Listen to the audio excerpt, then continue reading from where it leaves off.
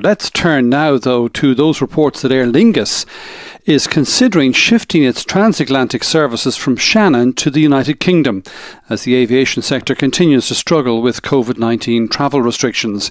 The airline has two Airbus A321 long-haul aircraft based at Shannon, normally used to fly from there to Boston, New York and London Heathrow, but which have been grounded since March. It emerged the weekend that Edinburgh and Manchester are among the 6 UK regional airports now bidding to have these aircraft based with them to provide flights to the United States. Both are understood to have expressed an interest in a deal with Aer Lingus to take on the aircraft, although neither has yet reached an agreement with the carrier. We can talk to Eoghan Corry, who's editor of Air and Travel magazine, and to Limerick-based John Moran, former Secretary General of the Department of Finance. They're both on the line. A very good morning to you, and thanks for talking to us this morning. Eoghan, perhaps I can come to you first of all. What do we know about what's going on? Good morning, Brian. Well, a big crisis in aviation, and what was the solution for Shannon could turn out to be the problem for Shannon. The aircraft, as you say, the Airbus A321neo and eventually the A321LR. Aer Lingus have 4 of these. They're getting 2 more next summer. They had Shannon scheduled in for daily flights to JFK and Boston. The problem is that as aviation demand collapses, that particular aircraft, it's very fuel efficient. You need 130 fewer seats to sell than you do on the wider bodied A330 that listeners will be familiar with flying from Dublin. And a lot of airports are looking for that.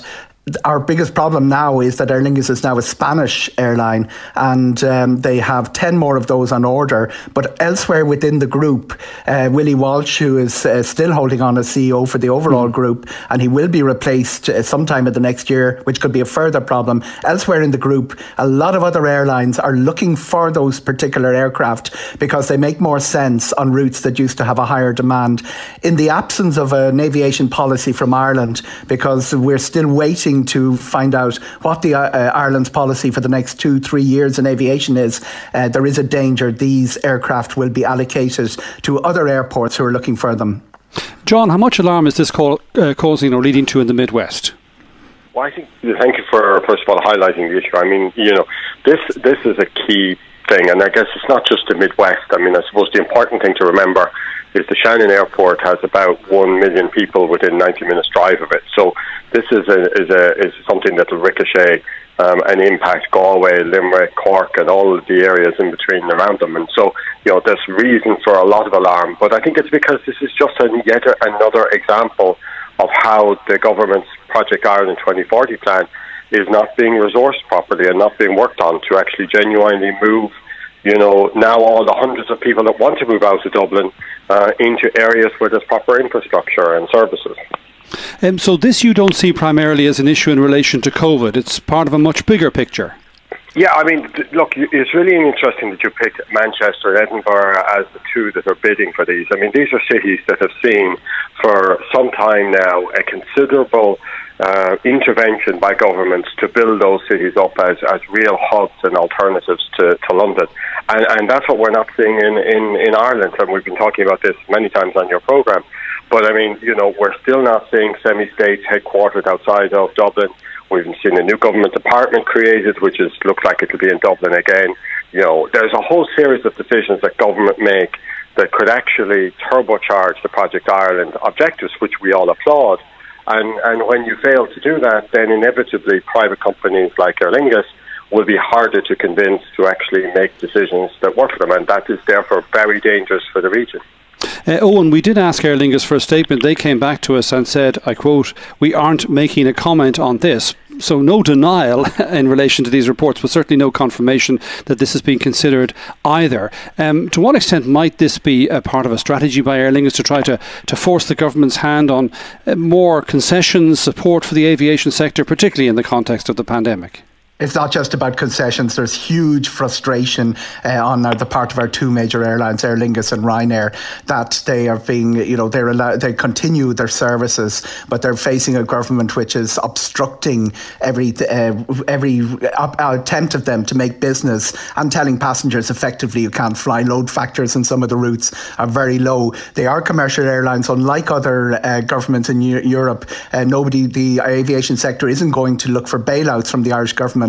But the two airlines are not tied to the island. Ryanair is a multi-European airline, and the expansion, the extra aircraft that they're going to be putting in for September as they ramp up are going elsewhere. And Aer Lingus are also looking at their ability to trade. The only expansion out of the current crisis we're seeing from Aer Lingus, and it's no coincidence, is out of Belfast City, where there seems to be a greater welcome for them.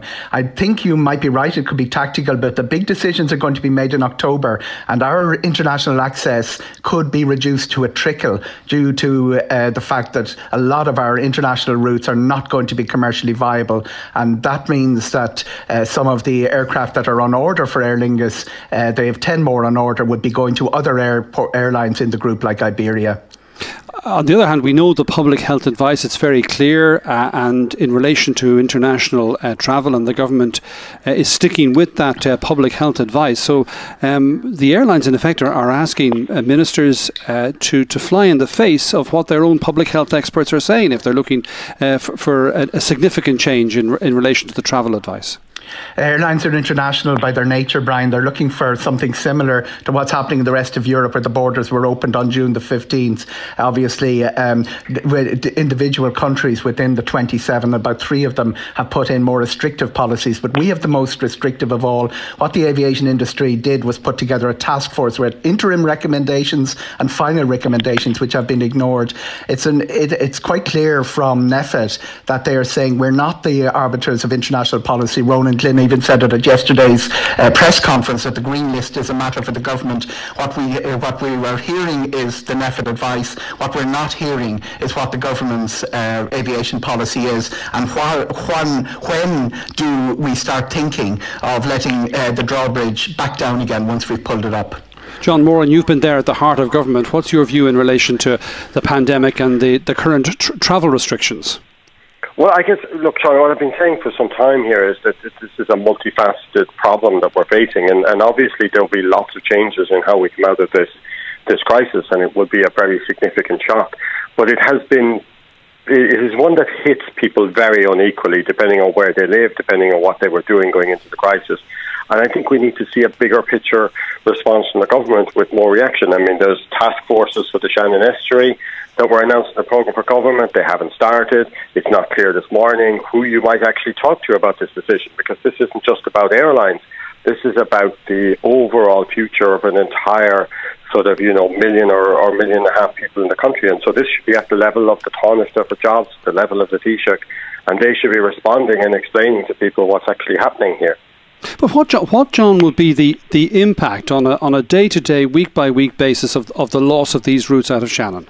Well, if you think about it just from a pure economic perspective, I mean, airplanes leaving an island are absolutely critical for interconnectivity, not just in people, but actually in goods and produce that needs to get out of high technology goods that need to be transported by air backwards and forwards. I mean, we have obviously got a huge advantage in Ireland where we have 2 locations which have pre-clearance to the United States. And what is the next question with respect to that if these airplanes were to leave and not come back? I mean, obviously we don't leave. Well, I'm not asking Aer Lingus to let aircraft sit on the ground being unused, but with a commitment, and a very clear commitment, that there will be service, whether it's from Aer Lingus or somebody else, to this region. I mean, we should have connectivity if we want to grow an area like the Midwest, to Paris, to Frankfurt, to London and to New York. And otherwise, everything else is just going to continue piling in on Dublin, which is the policy we've seen for the last 30 years. Very good. We'll leave it there. John Moran and Eoghan Corry, thank you both for talking to us. We'll take a short break, after which we will have business and weather.